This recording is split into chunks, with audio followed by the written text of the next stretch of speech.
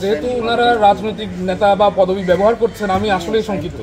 উনি নিজেকে কৃষক দলের আহ্বায়ক দাবি করেন।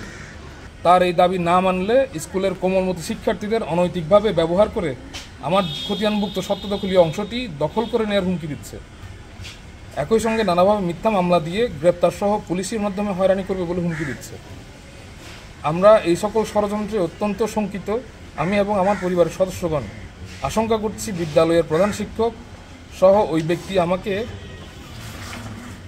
মিথ্যা মামলায় হয়রানি সহ স্কুলের কোমলমতি শিক্ষার্থীদের জমি দখলের মতো একটি অনৈতিক অবৈধ কাজে ব্যবহার করতে পারে। বিষয়টি জানানোর জন্যই আজকের এই সংবাদ সম্মেলন।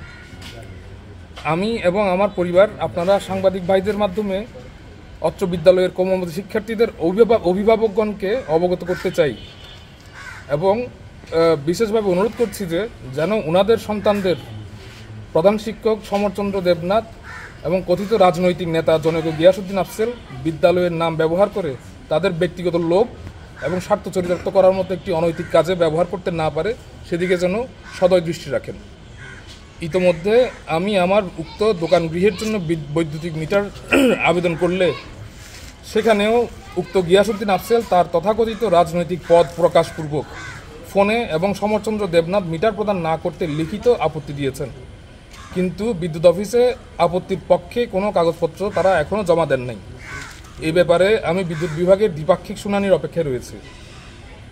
এমত অবস্থায় আদালতে যেহেতু BS 272 নম্বর খতিয়ানের কোনো জমি বিদ্যালয় কর্তৃপক্ষ দাবি করেন না মর্মে পিটিশন দিয়েছেন, কিন্তু বাস্তবে আমাকে আমার মালিকানাধীন উক্ত BS 272 নম্বর খতিয়ানের জমিতে বেআইনিভাবে কাজে বাধা দেয়া এবং হয়রানিমূলক যত যা কিছু করছেন তাতে আমরা এবং আমার পরিবারের সদস্যগণ বিশ্বাস করি যে উক্ত সময় সমরচন্দ্র নাথ ও গিয়াসউদ্দিন আফজলের বিদ্যালয়ের নাম এবং প্রধান শিক্ষকের পদবি ব্যবহার করে ব্যক্তিগত লোভ ও লোভের বশবর্তী হয়ে আমার খতিয়ানভুক্ত জমি অবৈধ ও বেআইনিভাবে জবরদখলের অপচেষ্টা ছাড়া আর কিছুই নয়।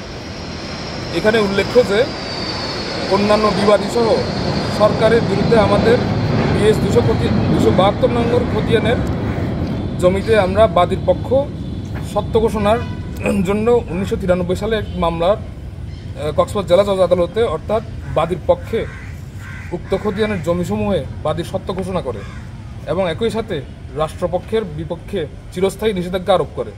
এই ব্যাপারে রাষ্ট্রপক্ষ উচ্চ আদালতে হাইকোর্টে গেলে